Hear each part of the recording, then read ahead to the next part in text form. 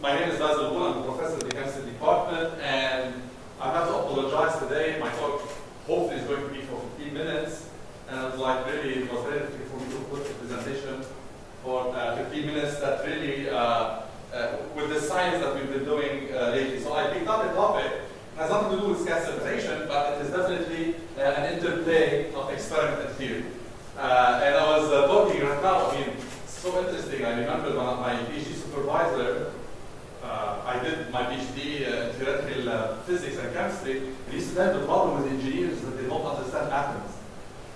They're really great at doing microscopic stuff, but when it comes to atoms, they're afraid. And as you can see today, it's really changed completely. But Mazen, I have to interrupt here.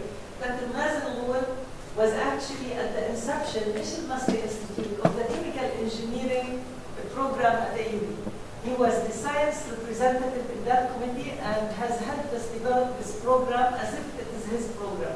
So I give him a lot of credit for establishing chemical engineering at our university. Please begin to remember this history. This is when I started, when I really knew about chemical engineering, when I heard about chemical engineering, it's all about, and my son now has started chemical engineering, studying chemical engineering. So. And today, with today's superb talk, you see now the engineers and atoms, there's no fear anymore. You can see today's talk was really a marvelous example. So I'm going to start with the acknowledgements because I'm sure I won't have time at the end to acknowledge. So I'm going to talk about the organic dye removal from aquatic media by lanthanum hydroxide. This is the material that we synthesize, and this is what we'll be using to remove organic dyes.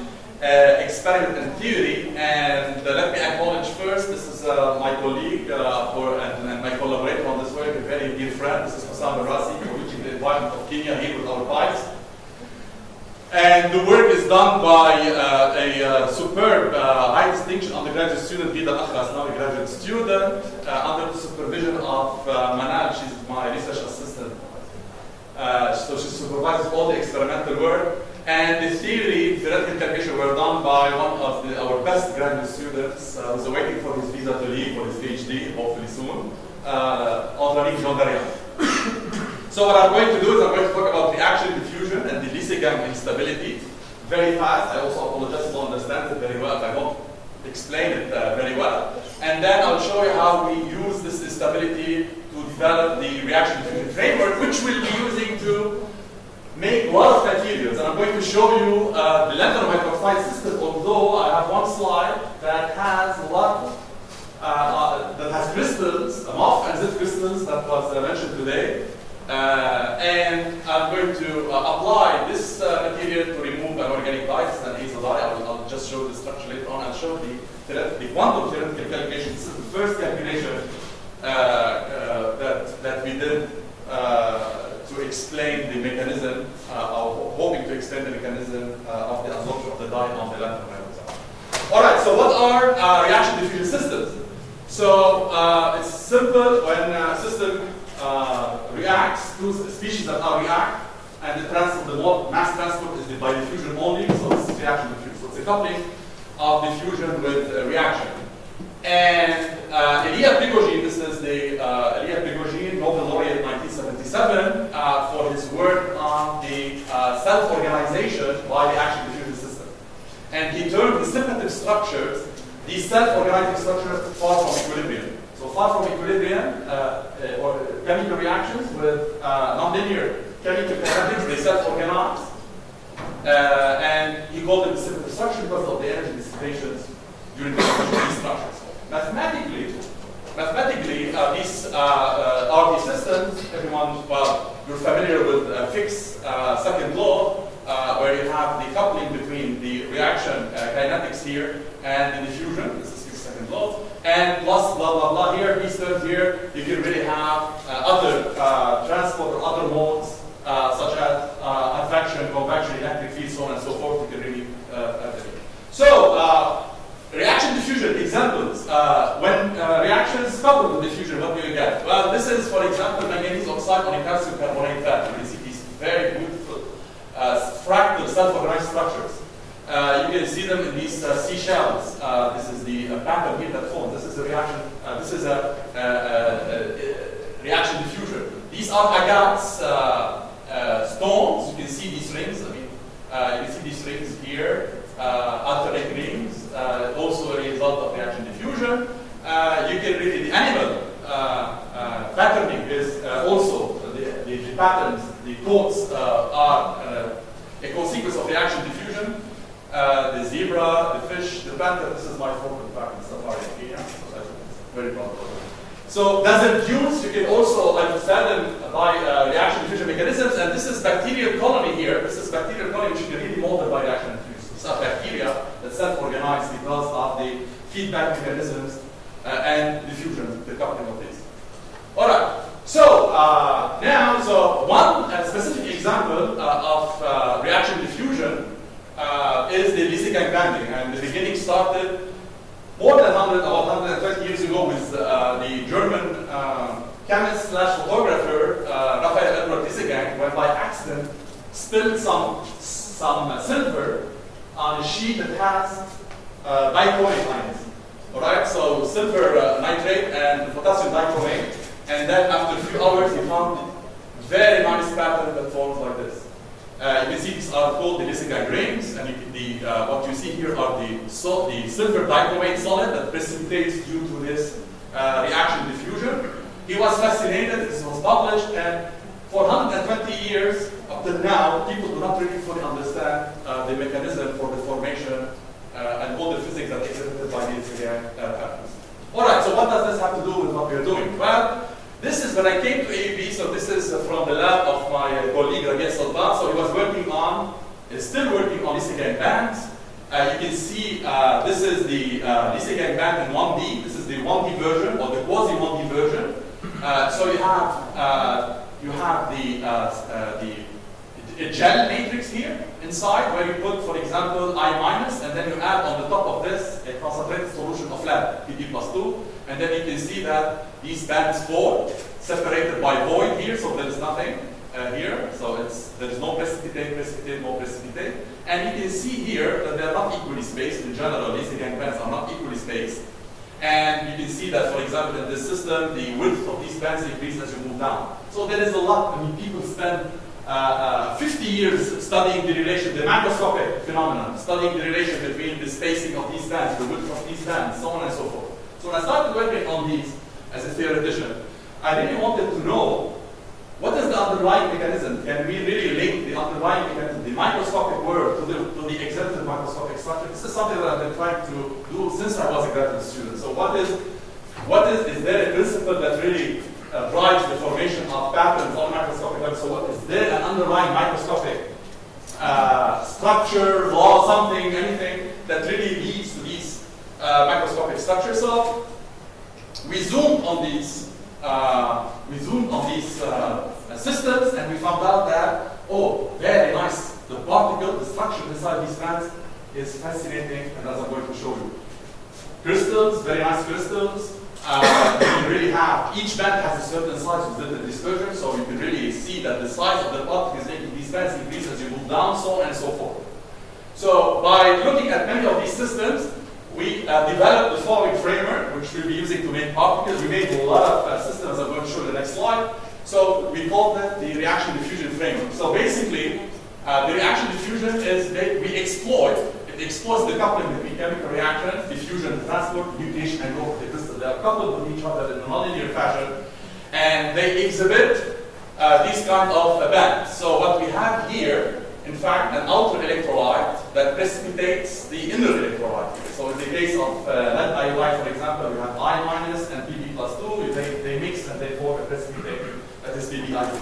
Now the catch here is that the concentration, there's a huge difference in concentration between the outer electrolyte and the electrolyte, because you really need high supersaturation to initiate nucleation and growth of the particles. So the whole framework is really based on really exploiting, tailoring, manipulating this supersaturation gradient that, as you are going to see, will lead to a gradient in the particle size.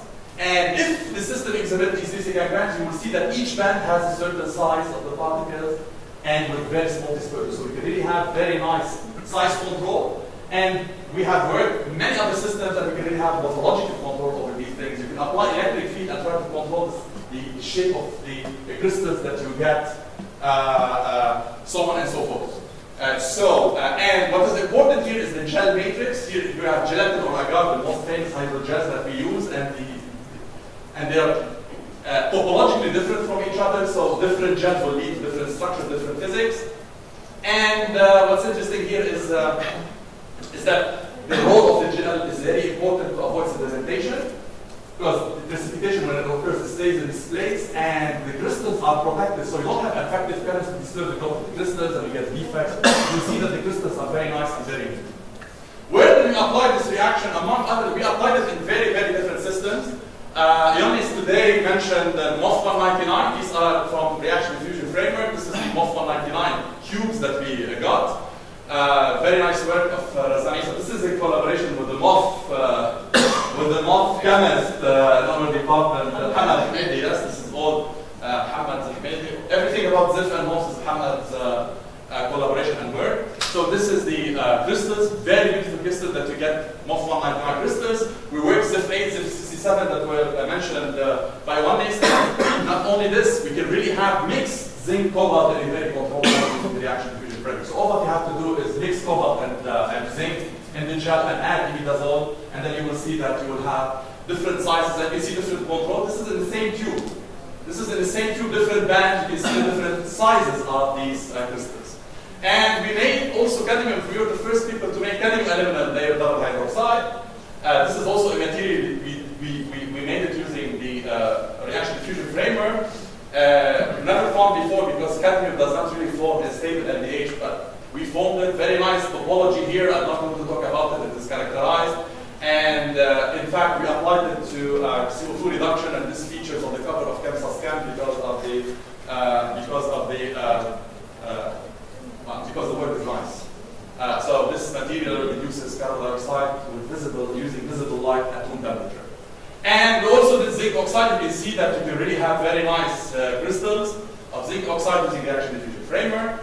And the lanthanum hydroxide, this is the material that I'll be talking about now. So let's apply this. So I picked up the system because this is the system where we succeeded in doing quantum mechanical calculation on the application as I'm going to show you. So this is lanthanum hydroxide. So we put lanthanum in the gel here in different concentrations, and we add ammonia. As simple as this. And you can see by self-organization, you have these bands that form. At different concentration, you have to have different bands. And if you zoom on this region here, you have secondary structure. I'm not going to talk about these things, but these are really very interesting dynamics exhibited by the complex chemistry and the growth and nucleation of the particles. Anyway, so you have really interesting structure. But anyway, so you can really have really very nice bands in the system at different concentration of lanthanum and battery. Now look at the size control. You take it's for this system probably it's difficult to really isolate band by band. So like if you take a couple of bands, and then as you can see here, it's located where we cut the gel. We extract the bands at these red locations. And these are numbered. This is the position relative. This is the interface. And you can see the size of the lanthanum hydroxide spheres that you get. All right, this is the same scale. Increases, of course, not linearly. This depends on the mechanism. And it ranges for lanthanum hydroxide, 50 millimolar inside, at 25 degrees Celsius, you can go from 500 nanometer to 400 nanometer up to 7 micrometer. And for the 500, for the inner concentration of 500 millimolar of lanthanum hydroxide, we can reach speeds of 70 micron. All right? So, and look at the dispersion, it's really very, very nice. The control of these sizes, you can really do control. So now this is the experiment that shows you the effect. So how you can use this mechanism to control the size of these particles.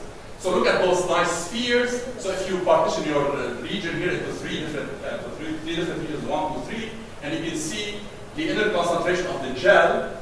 So you can see that you can really have very small particles at 50 millimolar. At 200 millimolar of lanthanum hydroxide inner concentration, you can see that the particles grow considerably in different regions of the gel.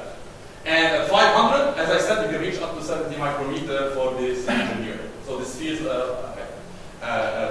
contained in the region 3. For the concentration of the gel, which is very important, you can see, and I'm not going to explain why this happens.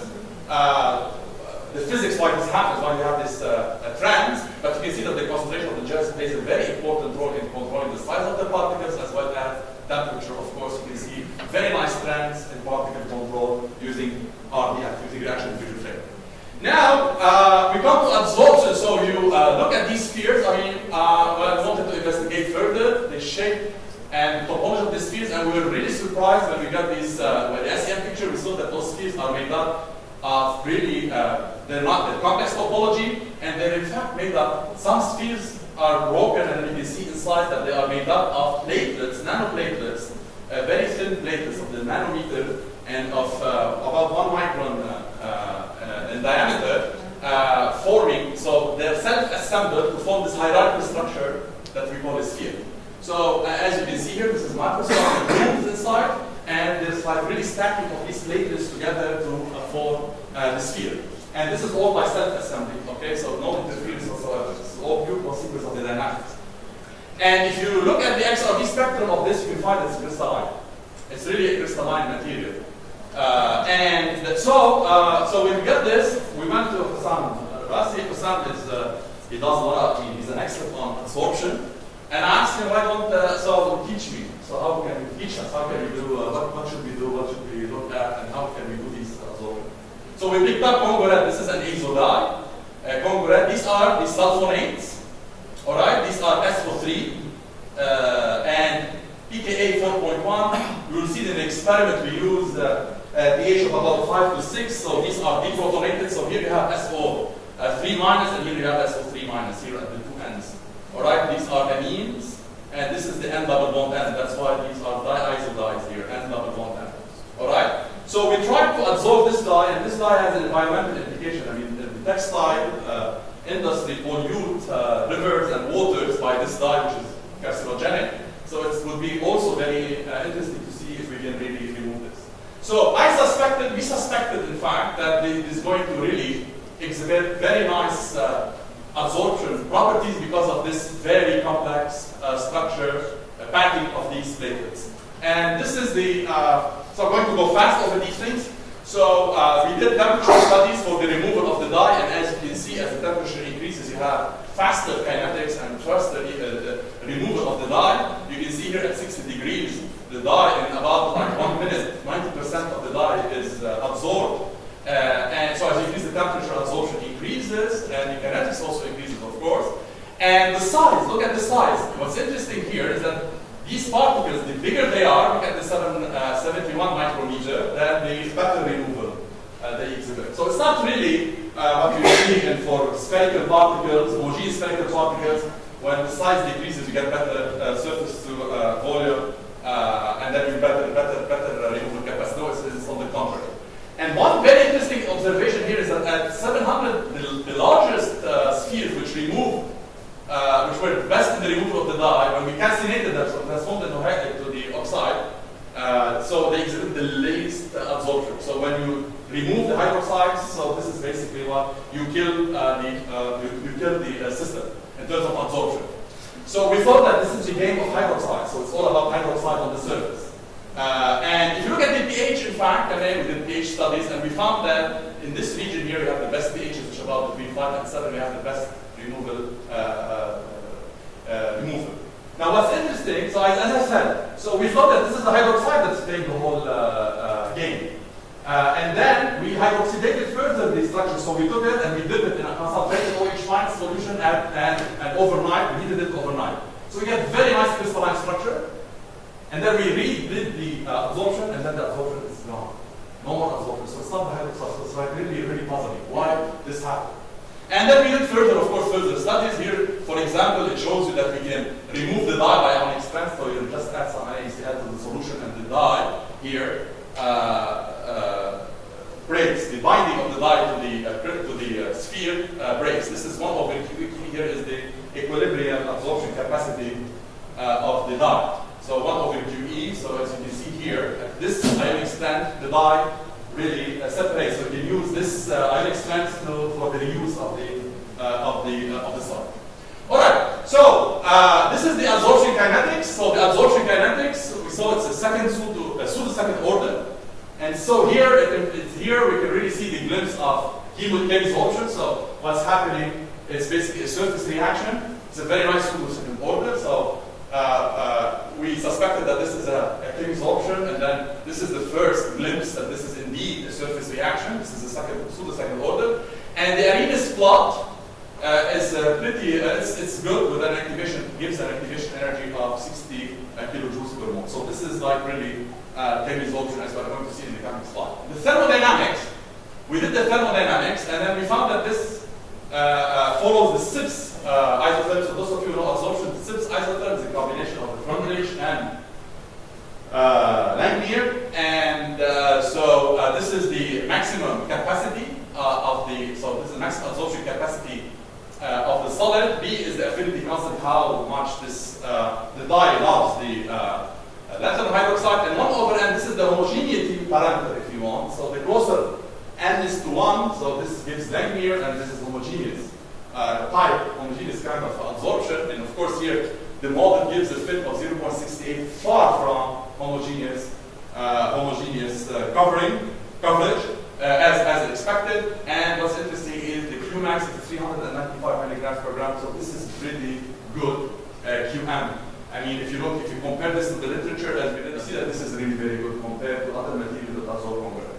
And the Van Hoff plot for the thermodynamics yields the delta H to 47.6 kilojoule per mole. This is really, so this is really chemoabsorption, as I'm going to show you the mechanism later on, with the delta S, positive delta S of 410 joules per Kelvin per mole. So, why is it that when we hydroxylate, we lose absorption? So it's not the OH minus that's playing the game. What is it? So we started doing quantum mechanical calculation. This is a Castad calculation for, this is the DFT density function theory for periodic solids. So you make use of the periodicity of the solid to do DFT calculations, which otherwise is very difficult to do if you don't use this periodicity. So this is we use and the basis set for these DFT calculations, a plane wave basis set that makes use of this periodicity of the crystal. And this is the lanthanum hydroxide unit cell. And then if you see this lanthanum here, for example, has a 9 coordination. So if you count the coordination here, the bonds, you have 9 bonds that the lanthanum underwent. So the underwent here, it really bonds in the crystal to 9 bonds to basically to the oxygens and to other lanthanums in the unit cell. All right, so we use this. I'm not going to go to the. So just for those of you who know, so we use the for the functional GGA. So this is the generalized gradient approximation with the PBE functional form. This is a very common classical type of basis of functionals for this type of problems. And with an ultra-soft pseudo-potential, so basically you do not really solve for all the electrons in the solid, you use some kind of a pseudo-potential, you approximate the inner electrons with some pseudo-potential that is fitted with some parameters. Ivan has mentioned some of these before. And then you do the quantum mechanical calculation for this structure, and you will find that the error with the experimental result is does not exceed 2%. So it's really, really great. All right. Now, what we do is we really want to see the absorption. We would like to model the absorption. So to model the absorption, first you have to see what's the exposed face of the crystal. Where is absorption taking place? Now, if you don't have data, not PM data or XPS data, so we really have to solve for different cleavages, different surfaces, and see which one looks more like the experimental value. So what we do here is we cleave the surface at the 1, 0, 0. At many surfaces, I'm going to show you the successful attempt. So we cleave the surface, the lattice, we cleave it at the 1, 0, 0. So we expose the surface, the 1, 0, 0 plane. And the next thing that you do, you add, so when you expose it, of course, the surface has to reorganize itself. Before we do any optimization for the structure, the geometry and energy, we add vacuum, because this is, again, this is a periodic algorithm, and this is a periodic structure, so we add a vacuum to the slab. This is the surface, so this is the exposed surface. We add vacuum to it. Now the vacuum here, you have to add it in order to minimize the interaction between the slab above it, because this is the periodic structure. And then you test for the surface energy. You see, for example, at different vacuum thicknesses, you have different energies until you reach this region here, where it does not really change anymore. And of course, the higher, the bigger the vacuum, the thickness of the vacuum, then the more costly the computation is. So we picked up at this when it's about 15 angstrom, the vacuum thickness, so it's fine. Here we have this constant surface energy. And surface energy, by the way, is defined as the energy of the slab minus the deep surface minus the E of the bulk that we have just calculated, divided by it's just the area. And then you see that if you pick it at 50 angstrom, you're fine. The second thing is you have to optimize the slab thickness, because you have two surfaces on the top and on the bottom, and you don't want any interaction between these two, and you really want to make this what is inside the bulk. So you really need to make this bulk, and this is the surface. And then you also compute the surface energy as at different slab thicknesses, and then you can see here that if you increase the slab thickness here, then the energy also stabilizes, or it reaches a constant value. We chose this because of the computational power that we have, but if you choose this, the difference in the energy is not really very, very large. The last thing that you do, and then here, so you adjust this, and then you optimize, you relax the surface. And then the surface, now you have a relaxed surface with a reorganized surface layer that is now suitable for absorption. One last thing that that we have to conclude before I show you the last slide and the last result is the work function calculation. Because here we're having the sulfonate dye, so it's a negative dye that we are really binding to a surface. Now the surface is neutral, so you have to inject the electrons, and to have to inject the electron, there is to the Fermi level. So basically, you have to overcome this work function, and you can do the calculation here for the Fermi energy and for the work function, and then you get the 5.021 electron volt. Now here, notice that there's a jump here. This jump here, because this is the upper surface and the lower surface are not exactly the same. This should close, in fact, for a fully symmetrical, should match for a fully symmetrical surfaces, but it doesn't really matter. You have a very small jump. Anyway, so we have computed the work function. We have optimized the system and relaxed the surface, and now these are the results. This is the last slide. All right, so what do we have here? So first of all, of course, after so many trials and so many mechanisms we tried, this is the best that fit the experiment. So what happened, and this explains why when you hydroxylate the surface, the absorption capacity dies. Look at this. This is water. So if you, when you cleave the surface, I said that lanthanum in the bulk has a 9 coordinate number. So it binds to 9 other atoms inside the crystal. However, when you cleave the surface at 100, the lanthanum on the surface that is exposed is 8 coordinated. And if you compute the energy for the 8 coordinated, you find it's really 65 kilojoules per mole, which is approximately 65 kilojoules, which is pretty high. So this lanthanum here on the surface has nothing on it. If you put water, so it's really unstable. However, I mean, we're doing it, the whole thing is absorption in water, so plenty of water. So what happens is that water sits on the lanthanum, and this is the optimized geometry. As you can see, you can get the angle, you get bond length, so on and so forth. Now, what happens is that this is what you start with, and this is your zero, this is your order. This is what you start with, zero energy, and then what happens, the sulfonate, this is the dye, so this is SO, so the sulfonate here kicks the H2O and sits in its place.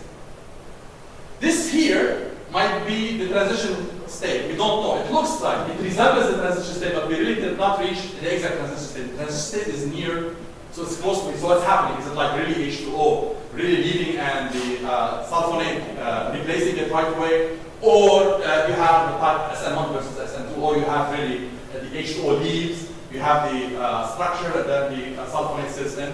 It's not easy to answer when you have lanthanide and lanthanum. So the lanthanide's chemistry is more complex than transition metal chemistry. But anyway, what's interesting here is that using this mechanism, you can see the compute the delta G, the delta H, and then you will find it is 43.2 kilojoules compared to 47 kilojoules.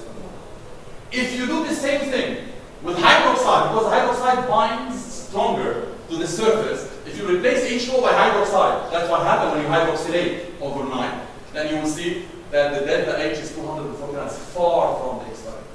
So what's happening here, we think that this is really what's happening when we hydroxylate, when we try to absorb congruent to the lanthanum hydroxide crystal. And you can see this is really very interesting number that is close to the experimental value. By the way, the E absorption, this delta H, is calculated using this formula. So we take the lanthanum hydroxide with the congruent on it, and we calculate its energy. We have the energy of water, and we remove the injection, the surface energy, the work function, and then we subtract this from this structure here, which is lanthanum hydroxide with water and congruent alone. So this is the difference, gives you the energy, and you can see that this is very close to the experimental value. We did, by the way, arsenates, which is a very important problem in water chemistry. We did remove arsenate, and we did remove chromium-6 using lanthanum hydroxide. In the arsenate, we have much more Qmax. It's like in 1,000. And it's much more complex. That's why I did not show it here. It's much more complex, but we also succeeded in really doing the mechanistic studies such as this. But in the case of arsenate, you really don't know whether it is, you have